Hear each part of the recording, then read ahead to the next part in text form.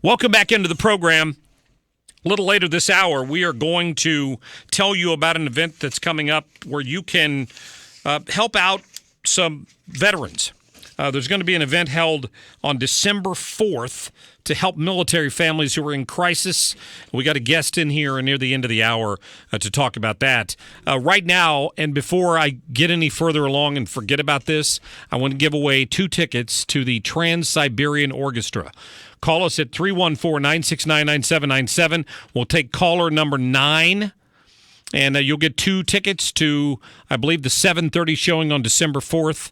And if you go online at 971talk.com, you have a chance to win tickets there as well. Plus, they're giving away some premium seats and I believe even maybe a guitar. So go to the website, check that out. Caller 9 gets a pair of tickets to Trans-Siberian Orchestra, and good luck to you. Good luck to you. So there was a court case that happened. The announcement came down yesterday regarding Jasha McQueen and some frozen embryos. This case has been going on for quite a while, but an appeals court made a decision on this yesterday. And Ms. McQueen, I'll have to apologize that I have been mispronouncing your first name through my entire broadcast today. That's all right. Halesia is my real name, so you weren't that far off, but Hasha's my nickname. Jasha. All right. Thank you very much for straightening that out. I appreciate that, and my apologies to you. For people in the listening audience who maybe aren't familiar with what's happened here, you are divorced now, and when you were married, you and your, at the time, husband had some embryos that were frozen, I assume, for future pregnancies. Right. And then you went through a divorce. So set up for me, before we talk about the court case, kind of set up how that all went down, because I know there was, your ex had signed an agreement that if anything ever happened to your marriage, that custody of those would go to you.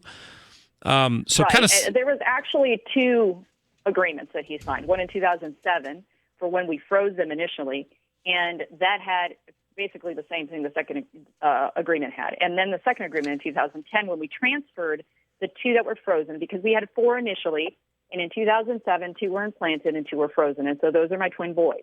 Okay. And then when they were frozen in 2007, we signed an agreement that in case of divorce or separation, who would get the embryos? And we said I would get them. Initial signed it, no problem. Then in 2010, we had to transfer them because my doctor was retiring. And again, we signed an agreement, and it said in case of divorce or separation, I would get the embryos. And he initially, he signed it. He said that in court. He did.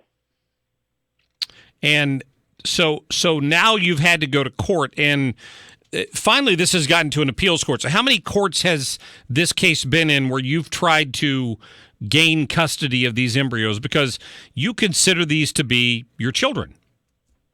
Absolutely, and we went to the trial court, and the trial court had a really bad decision, and then we went to the appellate court, and now the appellate court yesterday came down with their decision. And their decision, it's interesting. You talked earlier in the hour about legislating from the bench and how some of the Supreme Courts and other judges do this, and this is absolutely 100% proof of legislating from the bench, and I'll explain that. Because what they did, and I know Judge Dowd actually mentioned this in his dissent, he had a very strong dissent against the other 2 judges.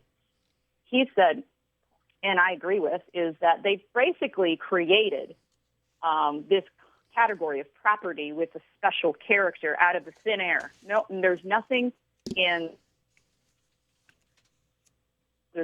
anywhere that would point to something to say that there should be property with special character. First of all, I think it's offensive that they're saying it's property. I mean, they're human beings, for crying out loud. I mean, they're not right. They're not going to be dogs. They're not going to be typewriters. I mean, they're humans. And the moment of conception is when they become human and they become their own individual entity. And so I think this concept that we have is a little bit, it's crazy in my mind, but this is where we're at. Okay. So, they did speak about whether or not they were human, and then they said no. They said that they were property with special character. And the reason they did that, and the reason I think that most of these courts, because there's only a dozen cases across the nation, thereabouts, a dozen cases that even have gotten to this issue, that's gone to the appellate or Supreme Court. And the reason that they did this was because they had to get around the statute in Missouri that says life begins at conception. That's 1.205. That's a statute in Missouri. It was passed in the 80s. and it says life begins in conception, and those entities, those humans that are created, they're going to have special protection right, just like any other person would have. Okay, so this was passed in the 80s, and the trial court completely ignored it, didn't even mention it. Okay, and they went instead to Iowa case law, and said, we're going to use this because we like it. I mean, I'm sorry, I don't know if your listeners have ever been to law school, but that's a no-no. You start with statutes first in your state. In your state, right. Required. Well, and you can't just jump out and pick something else. So Judge James Dowd, I want to give him a credit here. He dissented, and he said Missouri law makes one thing abundantly clear. The two embryos at issue in this case are human beings with protectable interests in life, health, and well-being.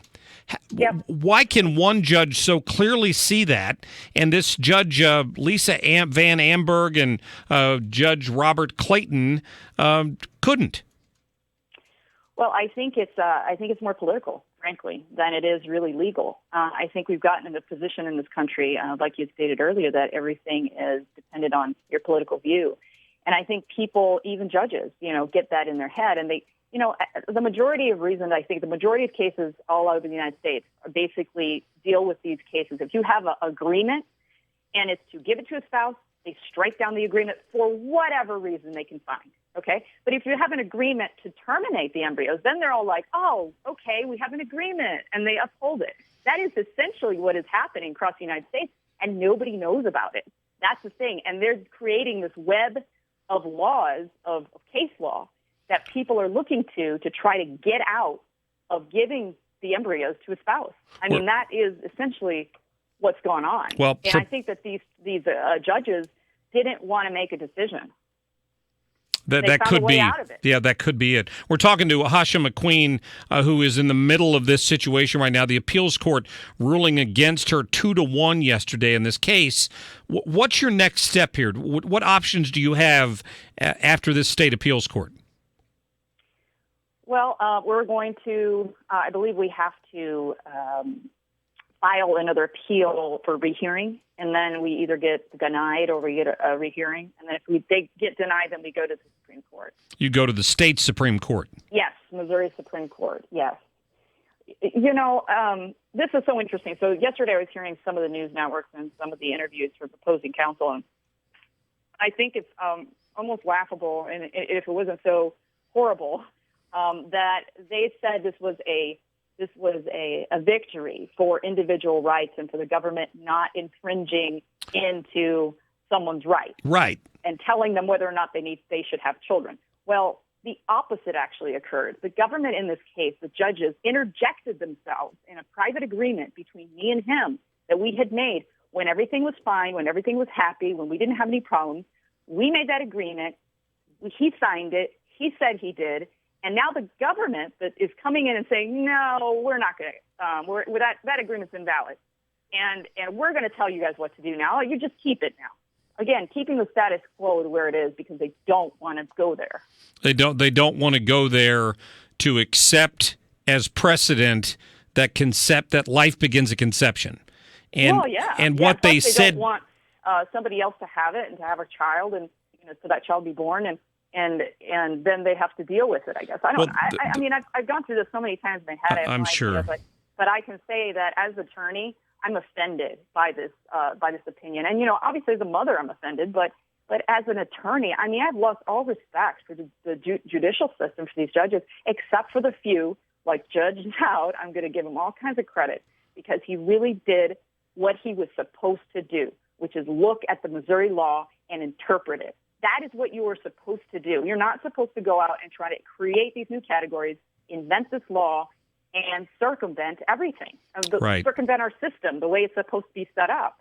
When I'm speaking, I'm not just speaking for pro-life. I am a pro-life person. I believe these are my children, Noah and Genesis, if you've heard me describe them. But I'm also speaking for pro-choice women. I'm also speaking for LGBT people, for people that want to be parents this is a pro-parent type of situation. This is not, you cannot put this in a category because, there is, I believe, a human right to have your offspring, to be able to procreate. That's a human right.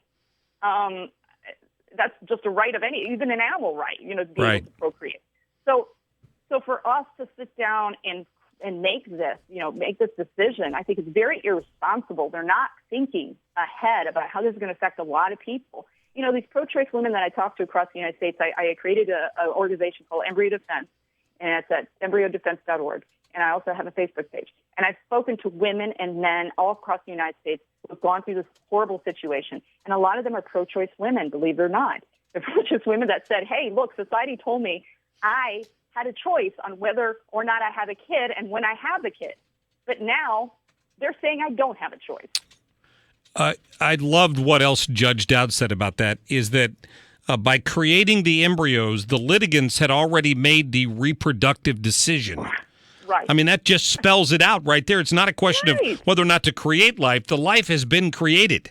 That's done, right? Done. And let's explain about this process. It is different than if you have 3 or 4 glasses of wine and you end up pregnant, right? Right. This is a very deliberate process. You go through it with the intention of creating life to have children. This is your intention when you go in there. You spend thousands and thousands of dollars, sometimes $50,000, $60,000, $100,000 going through this process. Emotional toll it takes on you. Sure. Medical, and then what? At the end, the government has the right to tell you you can't have them. That's insane. Jasha, thank you so much for your time today. Please keep us up to date as this thing moves forward. If it gets to the Supreme Court, I'd love to have you on again, and I hope it does, for your sake, move on to the Supreme Court so that maybe we can hold some people's feet to the fire.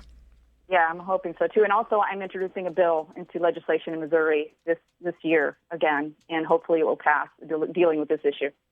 Very good. Thanks for your time. Thank you. Yeah, hang in there. Thank you very much. Glad to have her on. I wanted people to hear her point of view on this story, and this just happened, and now it looks like it's going to go to the Missouri Supreme Court. So, what say you?